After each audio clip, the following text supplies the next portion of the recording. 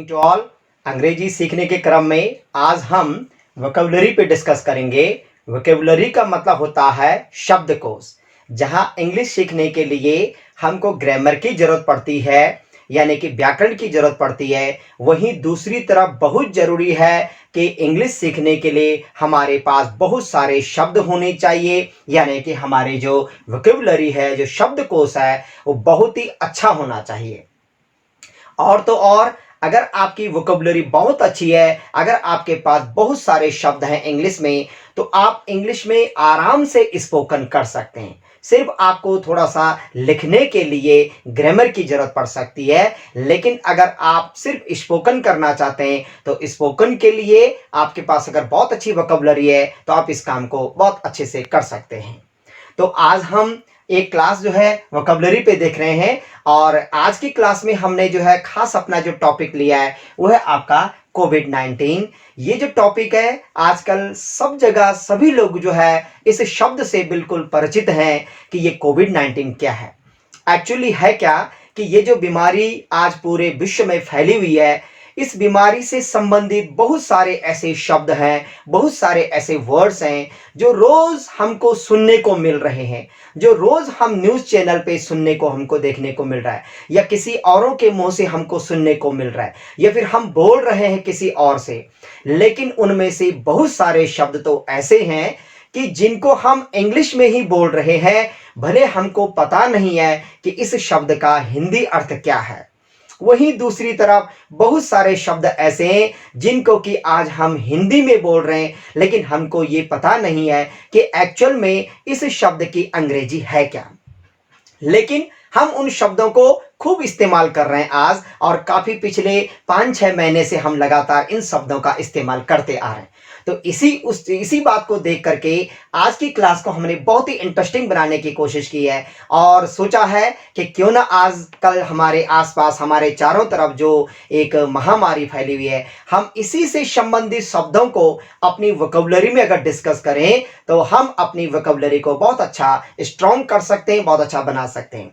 साथ ही साथ ये शब्द ऐसे हैं जिनको कि आजकल हम रोजमर्रा की लाइफ में, यानी कि डेली हमको सुनने को मिल रहा है, हम बोल रहे हैं चारों तरफ जब न कब यही सुनने को मिल रहा है। तो इन शब्दों को याद करने की, रटने की भी हमको ज्यादा जरूरत नहीं पड़ेगी। बस थोड़ा सा आपने ध्यान देना है कि अब तक जिस शब्द को आप हिंदी में इस्तेमाल कर रहे थे उसके साथ साथ उसके इंग्लिश को भी बोलिए, और जिसको आप अब तक इंग्लिश में बोलना चाह रहे थे या बोल रहे थे उसको आप हिंदी में बोलना स्टार्ट कीजिए, तो आपकी जो वोकैबुलरी है वो बहुत अच्छी हो जाएगी। तो शुरू करते हैं। सबसे पहला शब्द तो हमारा यही है कि कोविड-19। ये जो एक शब्द है, जो टर्म है, ये ऑफिशियली इस्तेमाल कर दिया गया पूरे वर्ल्ड में। अगर आप WHO यानी कि वर्ल्ड हेल्थ ऑर्गेनाइजेशन, अगर उसको आप देखेंगे या उसकी कुछ गाइडलाइन अगर आप देख रहे हैं या उसकी कोई न्यूज आप देख रहे हैं, तो वो भी केवल और केवल कोविड-19 का इस्तेमाल कर रहा है। ये एक ऐसा टर्म है जो कि इस वायरस के लिए इस्तेमाल कर दिया गया है, जिसका पूरा मतलब है corona virus disease of 2019। CO से कोरोना, VI से वायरस, D डिजीज का मतलब होता है रोग, ऑफ 2019 यानी कि 2019 में जो ये रोग आया, इस बीमारी से, इस वायरस से, उसके लिए ये नाम इस्तेमाल कर दिया गया। और जैसे कि हमको पता ही है, ये जो बीमारी है, ये जो डिजीज है, ये आपका दिसंबर 2019 से स्टार्ट हो गई थी। वो अलग बात है कि अलग अलग कंट्रीज में इसके पहुंचने का समय अलग अलग है, राइट। तो हम एक एक शब्द को बहुत ही अच्छे से एक्सप्लेन करेंगे, जानेंगे आखिर ये शब्द क्यों इस्तेमाल कर दिया गया होगा। तो ये जो आपका पहला शब्द इसके साथ जुड़ा हुआ है, कोरोना उसका नाम, लेकिन उसके साथ वायरस जो शब्द आया है, वायरस का मतलब होता है विषाणु। दो चीजें आपने सुनेंगी, एक होता है बैक्टीरिया, एक होता है आपका वायरस। ये दोनों के दोनों बहुत ही सूक्ष्म जीव जिनको कि हम माइक्रो ऑर्गेनिज्म कहते हैं, यानी कि इनको हम जो है नग्न आंखों से नहीं देख सकते हैं। इनको देखने के लिए हमको माइक्रोस्कोप, सूक्ष्मदर्शी की जरूरत पड़ती है, क्योंकि ये बहुत ही सूक्ष्म होते हैं। तो जहां एक तरफ बैक्टीरिया यानी कि आपका जो है जीवाणु के लिए, वही वायरस का मतलब होता है विषाणु। अब जीवाणु और विषाणु में अगर आप साइंटिफिकली डिफरेंस अगर देखेंगे, तो साइंटिफिकली ये डिफरेंस है कि जो आपका वायरस होता है, इसमें DNA अथवा RNA दोनों में से कोई एक जो है देखने को मिलता है। इसलिए ये वायरस से, इससे ये बैक्टीरिया से अलग होता है। तो ये भी एक तरह का आपका क्या है, वायरस है, जिससे कि ये बीमारी हमको देखने को आज मिल रही है। तो नाउ वायरस यानी कि बहुत ही सूक्ष्म जीव है, ये बहुत ही जो है क्या माइक्रोस्कोपिक है, और कहीं ना कहीं डीएनए या आरएनए में से कोई एक जेनेटिक जो इसके मटेरियल जिसको हम बोलते हैं वो इसके अंदर होता है, जिसके द्वारा इसमें मल्टीप्लिकेशन यानी कि 2 के 4, 4 के 8, 8 के 16, 16 के 32 बहुत जल्दी जल्दी इनमें ग्रोथ होती रहती है। अगला शब्द हम ले रहे हैं वो है आपका नोवेल। नोवेल कोरोना वायरस के नाम से बहुत ज्यादा आपको सुनने को आजकल मिल रहा है, यानी कि इसको नाम दे दिया गया नया जो कोरोना वायरस है। इस नाम से एक और वायरस पहले 2002 2003 में पहले आया था, लेकिन उससे इसको अलग करने के लिए यह शब्द इस्तेमाल कर दिया गया, ये नोवेल कोरोना वायरस है। एक और चीज अब हम आगे डिस्कस कर रहे हैं, जैसे कि हमको पता है कि इस वायरस की जो उत्पत्ति है, ओरिजिन है, ये कहां से निकला, ये आपका जो है चाइना से, और चाइना की जो वुहान की जो लेबोरेटरी है वहां से निकला। तो अगला शब्द हमने लिया है लेबोरेटरी यानी कि प्रयोगशाला, जिसको कि हम लैब भी बोल रहे हैं। उसके अंदर कई तरह के प्रशिक्षण, कई तरह के टेस्टिंग चलती रहती हैं। तो इस वायरस की उत्पत्ति कहां है, वुहान की जो लेबोरेटरी है, वुहान की जो प्रयोगशाला है, वहां से ये निकला है। नेक्स्ट शब्द हम ले रहे हैं स्प्रेड। स्प्रेड का मतलब है फैलना या फैलाव। अभी हमने कहा कि वुहान की लेबोरेटरी में किसी टेस्ट के द्वारा ये वायरस जब वहां पे बना, तो उसके बाद ये किसी तरह से वहां से जब बाहर निकला, तो धीरे धीरे ये चाइना में ही क्या होने लग गया, स्प्रेड होने लग गया, फैलने लग गया चारों तरफ। अब इसी को हमने स्प्रेड शब्द यहां पे दिया है। और धीरे धीरे वो जो है चाइना से बाहर जब निकला तो पूरे विश्व में फैलने लग गया, यानी कि बाकी कंट्रीज में भी, बाकी जगहों पर भी ये ट्रांसफर हो गया। तो इस तरह से देखते ही देखते कुछ ही समय में ये जो है पूरे विश्व में जो है इसने अपना आक्रमण कर दिया। तो इस तरह से ये जो रोग है ये पूरी तरह से आपका ग्लोबली का मतलब विश्व स्तर पर फैल गया, यानी कि शायद ही कोई ऐसा एरिया, कोई ऐसी कंट्री हो छोटी भी जहां पर ये अपना ना पहुंचा हो, अदरवाइज लगभग सारी जगह पर ये जो है इसने अपना असर दिखाया है। तो ग्लोबली का मतलब विश्व स्तर पर, चूंकि अभी मैंने कहा ये पूरे विश्व में फैल चुका था, तो यानी कि ग्लोबली ये बीमारी फैली। अगला एक शब्द मैंने लिया इन्फेक्शन। इन्फेक्शन का मतलब है संक्रमण या फिर स्पर्श रोग। इन्फेक्शन ऐसे रोगों को बोलते हैं जो क्या है, किसी के संपर्क में आने से फैलते हैं, टच करने से। स्पर्श का मतलब ये ऐसे करके जो फैलते हैं, इन रोगों को हम क्या कहते हैं, इस तरह के जो चीजें उसको हम इन्फेक्शन कह रहे हैं। अब अगर हम ब्लड प्रेशर की बात करेंगे तो ब्लड प्रेशर एक इन्फेक्शन या इन्फेक्शियस जो डिजीज है वो नहीं है, वो आपका एक अलग तरह की बीमारी। लेकिन ऐसे रोग जैसे आपका खांसी है, फ्लू है, ये चीजें क्या हो जाती हैं, स्पर्श से भी कई बार फैल जाती है। तो संक्रमण से ये फैलता है, यानी कि इन्फेक्शन हो रहा है, एक दूसरे के संपर्क में आने पर ये और ज्यादा तीव्र गति से क्या कर रहा है, ट्रांसफर हो रहा है। वहीं दूसरी तरफ एक और शब्द हमने लिया है, वह है आपका इन्फेक्शियस डिजीज। कुल मिलाकर के ये जो कोविड-19 कोरोना वायरस की जो ये बीमारी है, ये आपका एक तरह की संक्रामक बीमारी है। संक्रामक का मतलब कि एक दूसरे पर फैलती है, एक दूसरे के संपर्क में आते, एक दूसरे को टच करने से ही इस बीमारी के फैलने के पूरे चांस होते हैं। इसीलिए ये आपका एक तरह की क्या है, इन्फेक्शियस डिजीज है। ये शब्द हमने यहाँ पे इस्तेमाल किया। फिर धीरे धीरे जो है, क्योंकि अगर इसको हम केवल चाइना तक सीमित करते, या कोई भी बीमारी जब एक पर्टिकुलर एक ही एरिया तक अगर वो फैली है, तो उसको हम महामारी का नाम देते हैं, यानी उसको हम एपिडेमिक कहते हैं। हालांकि एक ऐसा रोग जिससे कि काफी जनहानि हो गई है, लेकिन एक सीमित एरिया तक अगर वो रहा, जैसे पहले के टाइम पे कॉलरा, हैजा वगैरह देखने को मिलता था, वो एक महामारी का होता था, लेकिन वो जिस एरिया में होता था बस वहीं तक वो सीमित थी। लेकिन ये जो है सिर्फ और सिर्फ एक एरिया तक ही सीमित नहीं रही, ये पूरे ग्लोबली जो ये फैली है, उसके कारण से ये है जो है ये आपका एपिडेमिक ना होकर के ये पेंडेमिक डिजीज बोली गई, यानी कि वैश्विक महामारी जो कि पूरे विश्व स्तर पर फैली हुई है। तो इस तरह का रोग जो पूरे वर्ल्ड में फैल चुका हो, या जो पूरे वर्ल्ड में फैला हो, इसको हमने पेंडेमिक नाम दिया। लेकिन ऐसा रोग जो पर्टिकुलर एक एरिया तक ही सीमित रहता है, वो है आपका एपिडेमिक, यानी कि महामारी। दोनों शब्दों में आप अंतर समझ सकते हैं। अब धीरे धीरे हमको देखने को मिला कि जिस व्यक्ति को यह बीमारी हो रही थी, भाई उसमें किस तरह के लक्षण देखने को मिल रहे हैं। तो बीमारी के लक्षणों के लिए हमने एक शब्द इस्तेमाल किया हुआ है, क्या, सिम्टम्स। हालांकि लक्षणों को व्यक्त करने के लिए या किसी और चीज के अगर आपको, तो हम फीचर्स एक शब्द है इंग्लिश में, हम वो भी इस्तेमाल करते हैं। लेकिन बीमारी के जो लक्षण होते हैं उनके लिए हम सिम्टम्स का ही प्रयोग करते हैं। अक्सर हर बीमारी के अपने सिम्टम्स होते हैं। अगर ये डिजीज है तो इस तरह के सिम्टम्स जो है पेशेंट में देखने को मिलते हैं। तो ठीक वही शब्द हम यहां पर भी इस्तेमाल कर रहे हैं। तो सिम्टम्स में हमको उस पेशेंट के क्या लक्षण देखने को मिले। फर्स्ट है आपका बॉडी टेम्परेचर। बॉडी टेम्परेचर का मतलब है शरीर का तापमान। चूंकि ये ह्यूमन में फैल रहा है, हम मानवों में फैल रहा है, तो नॉर्मल जो एक ह्यूमन बॉडी है, हमारा जो टेम्परेचर होता है, बॉडी टेम्परेचर सामान्य अवस्था में जब हम स्वस्थ होते हैं तो उसको आप लगभग 37 डिग्री सेंटीग्रेड आप मान सकते हैं। और फारेनहाइट में अगर आप देखेंगे तो 98 डिग्री फारेनहाइट इसको हम बोल सकते हैं। वैसे और करेक्ट अगर हम देखेंगे तो 36.7 डिग्री सेंटीग्रेड इसको हम बोल सकते हैं। एंड 97.7 डिग्री फारेनहाइट इसको हम बोल सकते हैं। आपकी जानकारी लिए मैं एक और चीज बता रहा हूं। डॉक्टर कई बार जब हमको थर्मामीटर से जो है जब बुखार को जो है वो चेक करते हैं तो वो जो हमको टेम्परेचर बताते हैं वो हमेशा फारेनहाइट में ही बताते हैं, क्योंकि अक्सर जो हमारा थर्मामीटर होता है उस पे पैमाना जो है वो आपका फारेनहाइट होता है।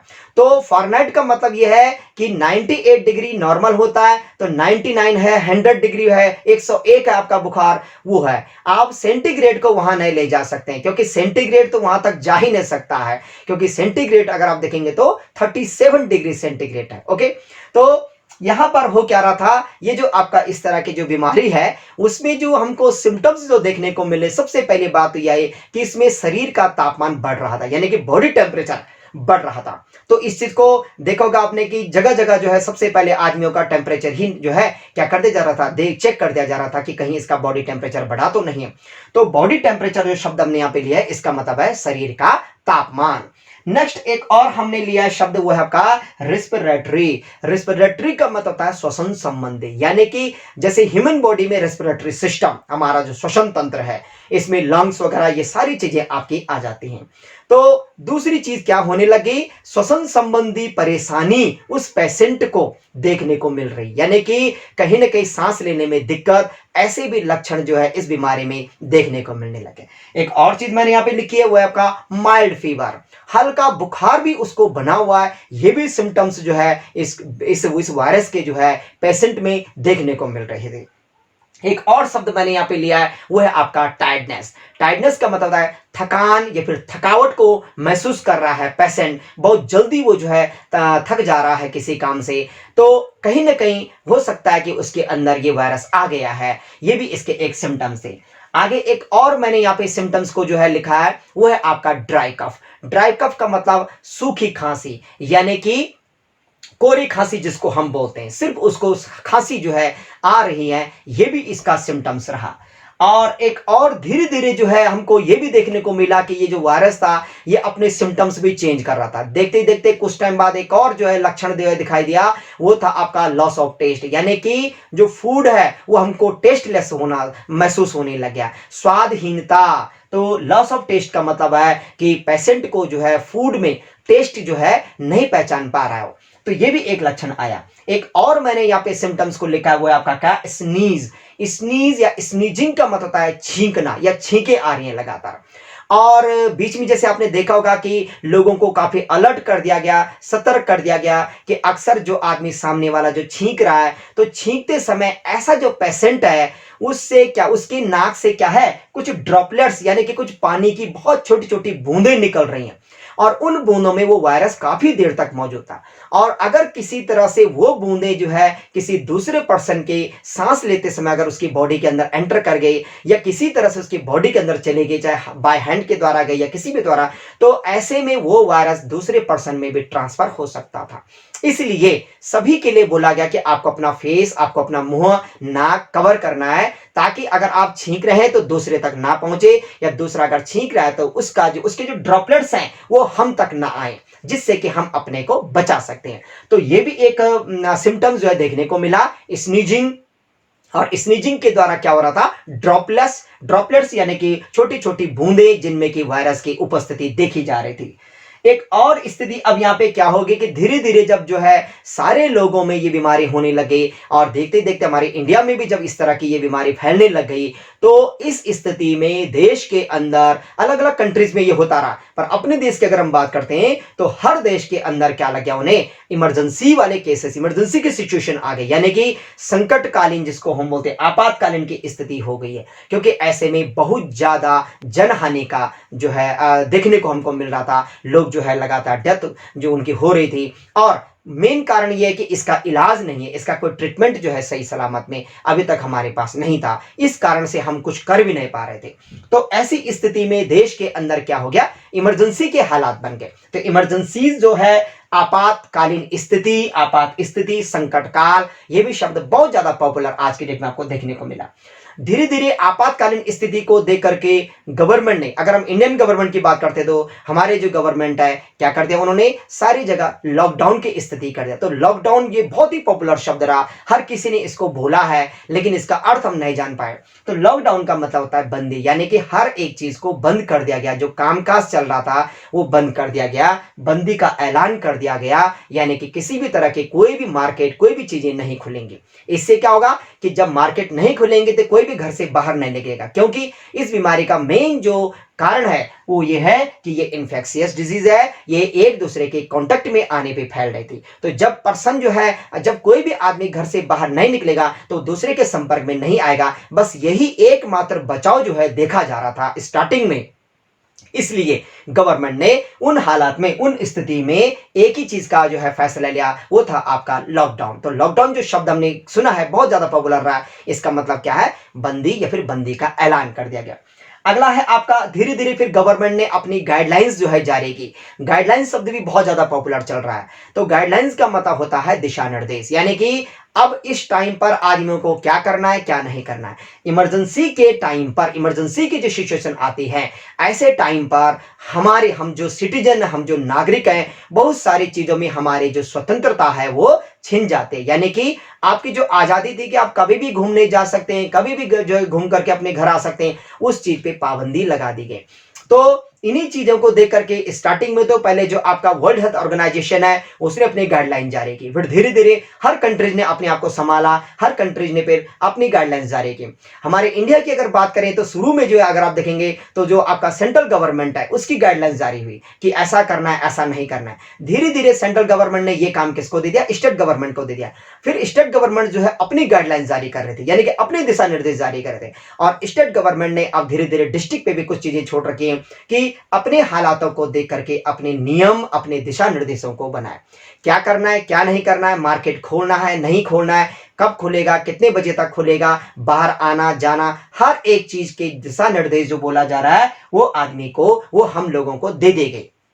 तो ये जो चीजें हैं दिशा निर्देश, इसको बोलते हैं इंग्लिश में गाइडलाइन। बहुत ही पॉपुलर वर्ड है, बहुत ज्यादा सुनने को मिला हमको।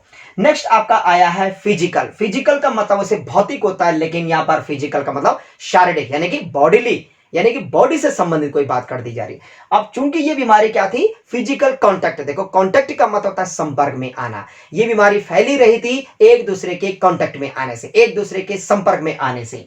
तो फिजिकल कांटेक्ट यानी कि शारीरिक संपर्क में आपको नहीं आना है, किसी की बॉडी से टच नहीं होना है, एक डिस्टेंस आपको बनानी है। अगला शब्द आया वो है आपका सोशल, और उसके साथ एक और डिस्टेंस लगातार सुनने को मिल रहा है, सोशल डिस्टेंस। सोशल डिस्टेंस का पालन करो, बट सोशल डिस्टेंस क्या है, सोशल डिस्टेंस का मतलब है सामाजिक दूरी। सामाजिक दूरी यानी कि समाज के बीच में, जब आप अपने घर से बाहर निकल रहे हैं लोगों के बीच में, तो वहां पर एक फासला रखिए, एक गैप रखिए। पहले जैसे बिल्कुल आप गले मिल जाते थे, अब वैसा नहीं करना है, थोड़ा सा एक डिस्टेंस आपको बना के रखने। क्यों? क्योंकि फिजिकल कांटेक्ट से ही यह बीमारी बहुत ज्यादा स्प्रेड हो रही है, बहुत ज्यादा फैल रही है। इसलिए सोशल डिस्टेंस का जो नियम है वो दे दिया गया सभी लोगों को। एवरीवन हैव टू फॉलो, हर किसी को फॉलो करना। फॉलो यानी कि उसका पालन करना, अनुसरण करना, जैसे जैसे गवर्नमेंट ने अपनी गाइडलाइन में बोल रखा है, एवरीवन हैज टू, हर किसी को उसको फॉलो करना है, सभी को, उसमें कोई भी नहीं छूटा रहेगा, चाहे वो बड़े से बड़ा आदमी क्यों नहीं, या मिडिल क्लास, हर तरह के व्यक्ति को, क्योंकि ये जो हालात है ये इमरजेंसीज के हैं, यानी कि संकटकालीन स्थिति है। तो सोशल डिस्टेंस जो कि बहुत ज्यादा सुनने को मिल रहा था, इसका मतलब है सामाजिक दूरी, यानी कि समाज के बीच में हम हर किसी को एक डिस्टेंस, एक फासला जो है बनाना है।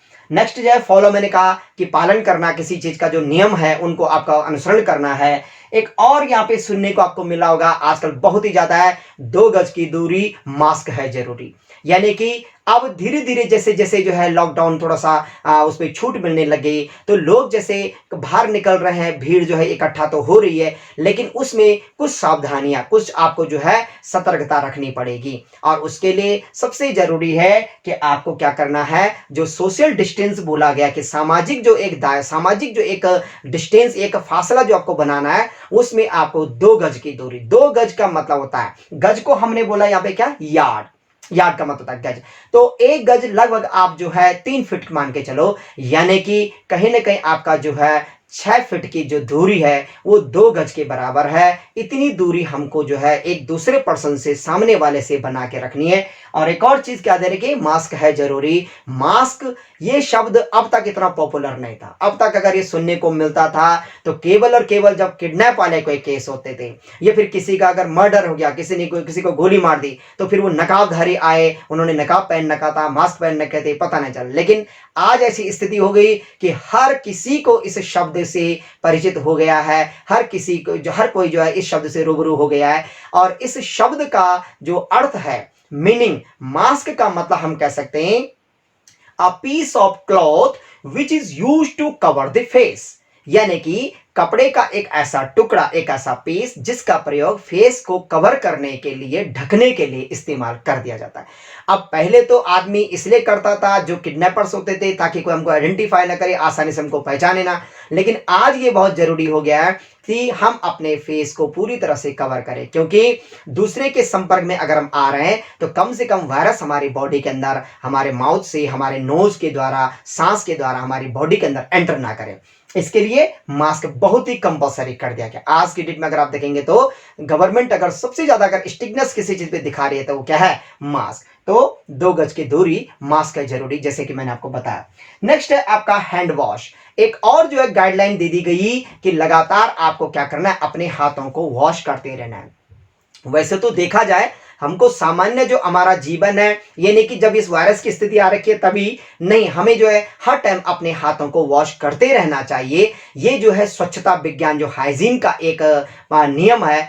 क्योंकि हाथ जो होते हैं वे मेन मीडियम होते हैं जिनके द्वारा बैक्टीरिया या वायरस दूसरी जगह पहुंचते हैं। फॉर एग्जांपल, अगर यहाँ पर कोई गंदगी है, कोई वायरस है, मैंने यहाँ पे हाथ लगाया, तो यहाँ से वायरस जो है मेरे हाथ के द्वारा मेरे तक पहुंच सकता है। इसके बाद जहां भी मैं हाथ लगाऊंगा, यहां से वो वायरस यहाँ जो है हाथ के द्वारा पहुंचे। यानी कि hands are the main medium by which the bacteria are transferred, यानी कि बैक्टीरिया जिसके द्वारा बहुत जल्दी ट्रांसफर होता है, स्थानांतरित होता है एक जगह से दूसरी जगह, वो है आपके हैंड्स। तो हाथों को बार बार धुलते रहिए। सरकार की जो गाइडलाइंस है, इसके लिए हमने लिखा है हैंड वॉश। हैंड वॉश का मतलब धोने से है, हाथों को लगातार धुलते रहिए, बार बार और लगातार। जो शब्द हम बोल रहे हैं ये है आपका फ्रिक्वेंटली, यानी कि frequently hand your wash, right. आप अपने वॉश योर हैंड्स, आप अपने हाथों को लगातार बार बार धोते रहें।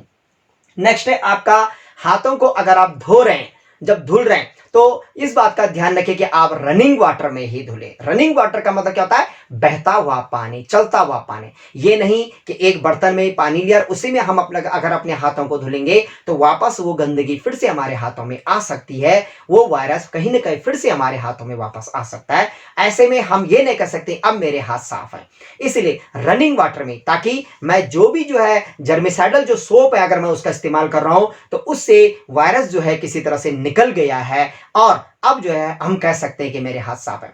तो रनिंग वाटर का मतलब यहां पे क्या हुआ है, बहता हुआ पानी, चलता हुआ जो पानी है। और एक और शब्द यहां पे है वो आपका सैनिटाइज। सैनिटाइज अगर देखा जाए तो एक क्रिया, एक वर्ब है, किसी चीज को स्वच्छ बनाना। लेकिन थोड़ा सा ध्यान रखेंगे, क्लीन का मतलब ये होता है साफ करना, स्वच्छ करना, लेकिन थोड़ा सा क्लीन और सैनिटाइज में आपका अंतर है।